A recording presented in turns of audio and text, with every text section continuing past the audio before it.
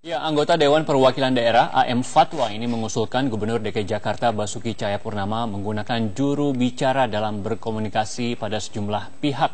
Ya, memang pasalnya beberapa kali buruknya komunikasi politik antara gubernur dan DPRD mengakibatkan kisruh yang saling serang dan kejam hingga mengabaikan pelayanan publik. Ya, tentunya hal ini menimbulkan pro dan kontra. Begitu burukkah komunikasi politik Ahok hingga diperlukan seorang juru bicara untuk mewakili gubernur. Kita langsung membahasnya bersama pengamat komunikasi politik Yuliandre Darwis. Selamat pagi, Mas Andre. Selamat pagi, Mbak Zakia. Perlu tidak Ahok menggunakan seorang juru bicara? Iya. Fungsi sebenarnya dari seorang juru bicara adalah untuk memudahkan informasi bagi seorang pemimpin bila di antara kesibukannya.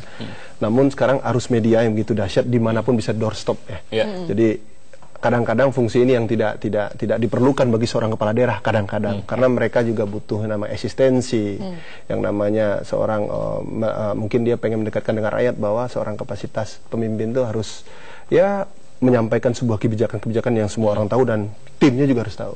Nah ini yang mungkin yang menjadi dasar ketika seorang kepala daerah nggak memerlukan yang namanya juru bicara. Tetapi seiring era kita lihat dari zaman sebelum reformasi bahwa waktu zamannya ya kita menghitungnya Pak Harto berarti ya. Zaman Pak Harto itu ada namanya Kementerian Penerangan yang mengatur tata kelola bagaimana penyampaian informasi. Sehingga masyarakat tidak perlu tahu kalau hal-hal yang kira-kira sensitivitas itu begitu tinggi dari menjadi sebuah produk politik, akhirnya itu tidak perlu disampaikan. Nah, ini yang mendapatkan impact. Nah, itu ada namanya strategik dalam sebuah komunikasi. Kira-kira kebijakan ini disampaikan, efek masyarakat apa? Nah, itu ada analisanya. Nah, sekarang itu yang tidak ada. Justru itu makanya perlu tim yang mengaudit. Artinya memang diperlukan seorang juru bicara. Dalam kapasitas personal orang, mungkin juru bicara, mungkin seorang juru bicara bukan hanya sekedar menyampaikan berita, tetapi mengaudit komunikasinya.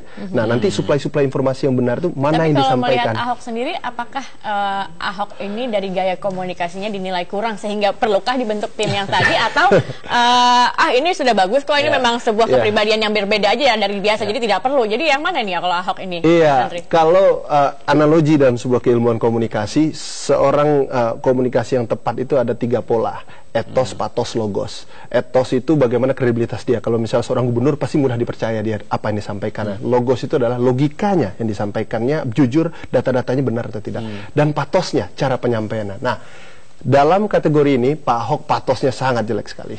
Ya, ini yang bikin menjadi catatan etos patos jadi etos logosnya jadi hilang. Nah, itu kalau kategori dalam keilmuan. Nah, seorang Ahok harus memahami, Pak Ahok harus memahami bahwa seorang pemimpin itu apapun berdenting saja, apapun cetusannya itu sudah menjadi sebuah kebijakan.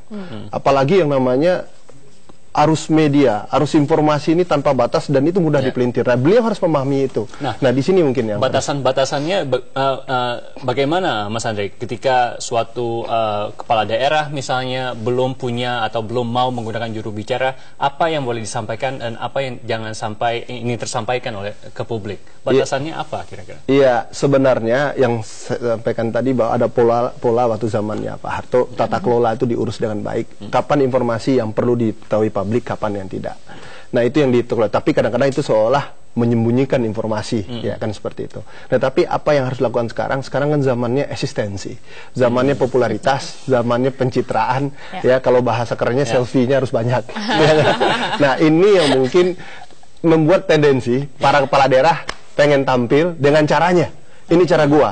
Ini cara kita. Gitu. Kalau kita melihat sejarah dari Gubernur DKI Jakarta sendiri, mungkin yang karakteristiknya agak sedikit mirip dengan Ahok adalah mantan Gubernur Ali Sadikin. Saat itu pun Ali Sadikin memiliki katanya seorang juru bicara. Iya, kalau dulu kan saya bilang itu Kementerian Penerangan zaman Pak Harto itu terkelola dengan baik karena ada institusi yang jelas untuk mengatur suplai data dan informasi.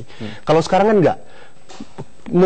Kalau di struktural gubernur, ada wakil gubernur, ada deputi gubernur, ada asisten, kemudian ada sekda, kemudian ada kepala dinas. Sebenarnya mereka lah pensuplai data-data dan mengaudit itu. Apalagi masalah sensitivitas dalam hal ini, apapun bisa digiring karena ini jabatan politik, tentu areanya harus area politik. Nah, ini yang tidak hadir di seorang Pak